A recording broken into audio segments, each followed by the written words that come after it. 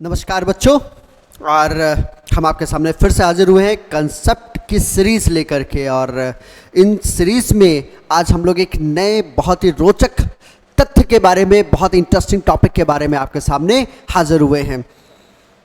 बच्चों, आपने कभी सोचा है कि हम लोग कभी जब बाहर धूप से आते हैं और घर में आकर के हाथ पैर धोते हैं या फिर मुंह धोते हैं, when you rinse your mouth, when you rinse your face, और उस वक्त आपको कूलिंग सेंसेशन फील होता है और आपको बड़ा अच्छा फील होता है हाथ पैर जब धोते हैं पानी से। कभी सोचा है क्यों? निश्चित रूप से आपने सोचा होगा। या फिर कभी मैं आपसे बोलूँ, आप अर्थन पॉट होते हैं, घड़े होते हैं, घड़े में आपने देखा है गर्मी में पानी ठंडा हो जाता है। आपने कभी सोचा ऐसा क्यों होता है? 100% अगर आपने सोचा है तो आपको आंसर एक ही मिला होगा, and that is what? Evaporation. Evaporation एक प्रोसेस होता है जिसमें कि ये जो कूलिंग सेंसेशन है या फिर ये जो घड़े में पानी रखा हुआ ठंडा हो जाता है, ये सब चीज़ें हमें ऑब्जर्व होती हैं। क्या है इवापोरेशन और उसका कंसेप्ट क्या है? चलिए ब्रीफ में इसको ऑब्जर्व करने की कोशिश करते हैं। ब्रीफ में तो हम बाद में देखेंगे, लेकिन पहले एक बात तो मेरा बच्चा जानता है, ये प्रोसेस जो है ना, ये अपने आप होता है। इसमें हमारे लिए कुछ भी एक्सटर्नल कुछ करने की ज़रूरत नहीं होती है, और इसीलिए ये एक नेचुरल और स्पॉन्टेनियस फिनोमेना है। और जहाँ पर स्पॉन्टेनिटी आती है वहाँ पर डेल्टा जी लेस देन 0 होता है। और एक और भी बड़ी मज़ेदार बात है, लेकिन उसको बात समझने से पहले एक बार जरा समझते हैं कि ये जो इवापोरेशन है, जो कि प्रोसेस हो रहा है, वो है कौन सा और कैसे हो रहा है। तो उसके देखने के लिए एक छोटा सा डायग्राम आपके सामने हमने बना करके समझाने की कोशिश की है।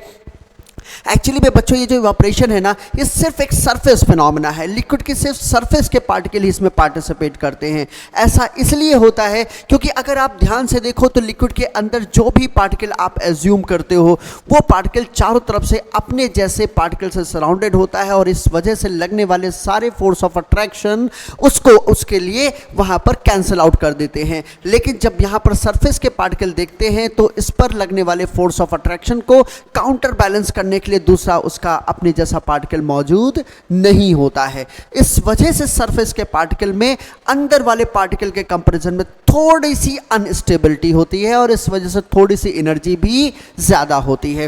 तो हम ये महसूस करते हैं, ये ऑब्जर्व करते हैं कि सरफेस के पार्टिकल की एनर्जी उस पूरे लिक्विड के एनर्जी, एवरेज एनर्जी से थोड़ी सी ज़्यादा होती है। बच्चों, एक बात आप जानते हैं, अगर एनर्जी ज़्यादा होगी तो स्टेबिलिटी कम हो जाती है। यानी कि सरफेस के पार्टिकल के अंदर थोड़ी सी स्टेबिलिटी बाकी पार्टिकल्स के कंपैरिजन में कम होती है, और इस वजह से ये पार्टिकल अपने आप को स्टेबलाइज करने के लिए नेचुरल एक अटेम्प्ट करता रहता है, कोशिश करता रहता है। और वो कोशिश क्या होती है? वो कोशिश होती है कि इनके जिस पार्टिकल के पास में इन फोर्सेस को ख़त्म करके और अपने आप को वेपर में भेजने की टेंडेंसी होती है, फोर्सेस को ख़त्म करके ये दूसरे फेस में चले जाते हैं। इस फेस को हम लोग नाम देते हैं बच्चों वेपर फेस, और उस प्रोसेस का नाम है इवापोरेशन।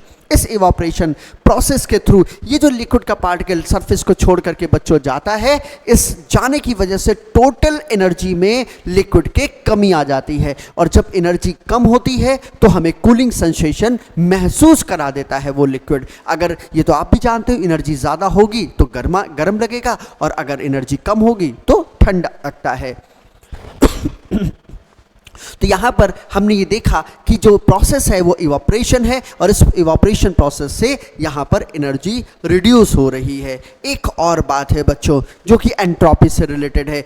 यहाँ पर जो पार्टिकल्स है पहले लिक्विड फेस में थे, अब ये वेपर फेस में जा रहे हैं, थोड़ा सा फ्रीनेस बढ़ रही है, और इस वजह से हम ये कहते हैं यहाँ पर एंट्रोपी भी इस प्रोसेस के लिए इंक्रीज होती है। तो ये एक नेचुरल इस तरह का फिनोमेना है, इसका नाम हम लोग बोलते हैं evaporation, that causes cooling sensation. Alright, आगे चलते हैं। अब हम इसी नेक्स्ट सीरीज में हम ये देखना चाहते हैं कि जो वेपर्स क्रिएट हो रही हैं वो क्या कुछ प्रेशर भी एक्सर्ट करती हैं? अगर करती हैं तो उसको हम कैलकुलेट कैसे करेंगे? तो बच्चों, जहाँ पर हमने देखा कि जो प्रोसेस है वो इवापोरेशन का प्रोसेस है, जिसकी वजह से यहाँ पर इस जो वेसल में हमने जिस वेसल में लिक्विड को रखा था, अगर हम उसको ऊपर से कवर कर देते हैं तो ये जो वेसल के ऊपर, लिक्विड के ऊपर, यहाँ पर वेसल के अंदर कुछ वेपर्स बनती रहती हैं। ये जो वेपर्स बन रही हैं, आपसे हमने पहले भी कहा था कि सरफेस के पार्टिकल्स इसमें पार्टिसिपेट करते हैं, एक सरफेस फिनोमेना है। सरफेस के पार्टिकल जितना सरफेस एरिया है उसके अकॉर्डिंग यहाँ पर वेपर्स ये बनाता रहता है। और ये लिक्विड के यहाँ पर जो भी आप ये कह दें कि ये डिपेंड किसके ऊपर करेगा, तो बच्चों बात सिंपल सी है। ये जो लिक्विड होता है ना, ये लिक्विड जितने भी होते हैं सबके अंदर अपने आप को इवापोरेट करने की टेंडेंसी होती है, क्योंकि लिक्विड के सरफेस के पार्टिकल अपने आप को अनस्टेबल महसूस करते हैं। लेकिन क्या सारे के सारे liquid evaporation similar property hold करते हैं? ऐसा नहीं है। इवापोरेशन में भी थोड़ा सा डिफरेंस उनके फोर्स ऑफ अट्रैक्शन की वजह से भी होता है। अगर यहाँ पर फोर्स ऑफ अट्रैक्शन ज़्यादा है तो एनर्जी ज़्यादा, वहाँ पर उनको थोड़ा सा ज़्यादा पार्टिकल चाहिए होंगे, एनर्जी ज़्यादा चाहिए होगी उसको ब्रेकअप करके ऊपर वेपर फेस में जाने के लिए। इसलिए यहाँ पर जो पार्टिकल है उसमें इवापोरेशन प्रोसेस इस बात पर डिपेंड करता है कि यहाँ पर जो पार्टिकल के बीच में लगने वाले फोर्सेस कैसे हैं। स्ट्रॉन्ग है तो इवापोरेशन कम होगा, वीक है तो इवापोरेशन ज़्यादा होगा। इस नेचर को हम लोग वोलेटाइल नेचर भी कहते हैं। खैर, हम तो यहाँ पर वेपर प्रेशर के बारे में बात करने वाले थे। वेपर प्रेशर के बारे में बात करने के लिए हमने आपसे कहा था कि भाई ये जो सरफेस है, सरफेस के पार्टिकल कॉन्टिन्यूसली अपने आप को वेपर में कन्वर्ट करते रहते हैं, इसलिए यहाँ पर जो रेट ऑफ इवापोरेशन है वो तो कांस्टेंट रहता है। लेकिन जो पार्टिकल ऊपर गए हैं, पहले वेपर्स कम हैं, फिर धीरे धीरे वेपराइजेशन इवापोरेशन बढ़ने की वजह से वेपर ज़्यादा होते जाते हैं। इसकी वजह से इनका जो कंडेंसेशन प्रोसेस है वो भी बढ़ता रहता है। टाइम के साथ में कंडेंसेशन का प्रोसेस एक टाइम बाद इवापोरेशन के बराबर हो जाता है, और जिस वक्त ये बराबर होता है बच्चों उस वक्त इक्विलिब्रियम एस्टैब्लिश होता है। इक्विलिब्रियम एस्टैब्लिश होने पर concentrations, number of moles constant हो जाते हैं, यानी कि इवापोरेशन और कंडेंसेशन जिस समय दोनों इक्वल हो जाएंगे उस वक्त यहाँ पर हमारे पास वेपर्स के जो पार्टिकल्स हैं उनका नंबर कांस्टेंट हो जाएगा। और जब ये नंबर कांस्टेंट हो जाएगा तब हम इस बात को कहेंगे कि कांस्टेंट टेम्परेचर पर ये जो पार्टिकल्स हैं वेपर के, ये सरफेस पर आकर के यहाँ पर कंडेंस होकर के गिरते हैं। तो जितना प्रेशर एक्सर्ट करते हैं सरफेस के, लिक्विड के सरफेस के ऊपर, उसको हम लोग नाम देते हैं वेपर प्रेशर। तो व्हाट इज वेपर प्रेशर? अगर मैं यहाँ पर लिखूंगा तो सिर्फ इतनी सी बात लिखूंगा, vapour pressure is pressure exalted, exalt कर रहा है। Vapour pressure is pressure exalted by vapours over the surface of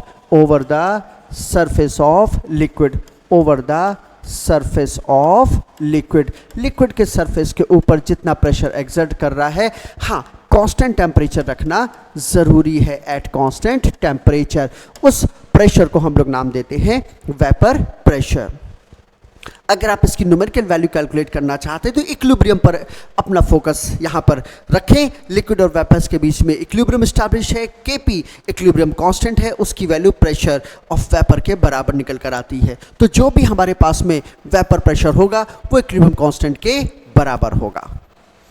next इसी सीरीज में आगे चल के हम लोग नेक्स्ट इसमें समझना चाहते हैं कि डिपेंड किस पे करता है।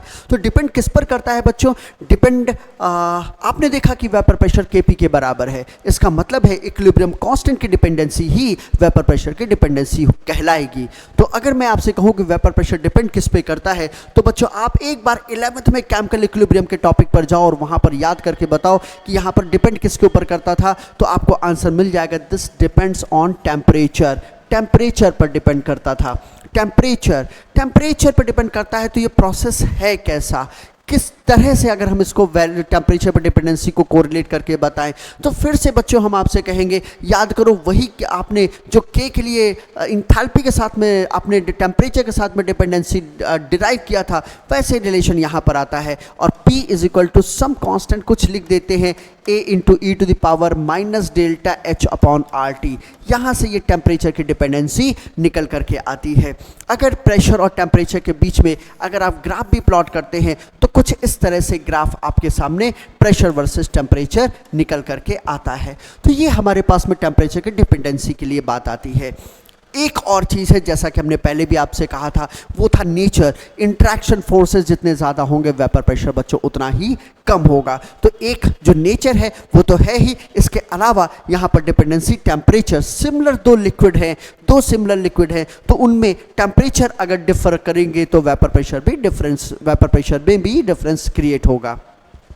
दो डिफरेंट लिक्विड हैं, सिमिलर टेम्परेचर पर अगर आपने रखा है तो उसमें भी वेपर प्रेशर में डिफरेंस ज़रूर होगा, और वो जो डिफरेंस है बच्चों वो डिफर इस बात पर करेगा कि किस में फोर्स ऑफ अट्रैक्शन ज़्यादा है और किस में फोर्स ऑफ अट्रैक्शन कम है। बच्चों से गलती क्या होती है, बच्चों से गलती होती है कि ये जो सरफेस अगर हमने ज़्यादा ले लिया है, हमने अमाउंट ज़्यादा ले लिया है, ऐसे कंडीशन में हमारे पास में वेपर प्रेशर बढ़ जाएगा। ऐसा कुछ भी नहीं होता है। Never depends on amount taken, आपने कितना अमाउंट लिया है उस पर डिपेंड नहीं करता है। ये गलती भूल करके भी मत करना। या फिर दूसरी बात, बच्चे कहते हैं कि आपने सरफेस एरिया ज़्यादा ले लिया है, सरफेस एरिया ज़्यादा ले लिया है, उस पर भी डिपेंड करेगा। तो वेपर प्रेशर बच्चों डिपेंड नहीं करता है। हाँ, अगर आपने सरफेस एरिया ज़्यादा लिया है तो रेट ऑफ इवापोरेशन में ज़रूर वहाँ पर चेंज आएंगे। अगर आपने घर में देखा है तो हमारे घर में जो माताएं बहनें होती हैं वो कपड़े जो है वो, या फिर बच्चे भी जो हॉस्टल में रहते हैं, आप लोग वो कपड़े अगर खुद धोते हैं तो आपने हमेशा देखा होगा कपड़े हम लोग फैला करके सुखाने की कोशिश करते हैं, जल्दी सूख जाए। क्यों? क्योंकि इससे फैला के सरफेस एरिया ज़्यादा होगा, रेट ऑफ इवापोरेशन ज़्यादा होगा, कपड़े जल्दी सूख जाएंगे। लेकिन वेपर प्रेशर में चेंज नहीं आने वाला है। तो उम्मीद करते हैं कि ये जो बातें हैं ये आप अपने दिमाग में फीड करेंगे और ये सब चीज़ें आपके ज़रूर काम आने वाली हैं। Thank you so much.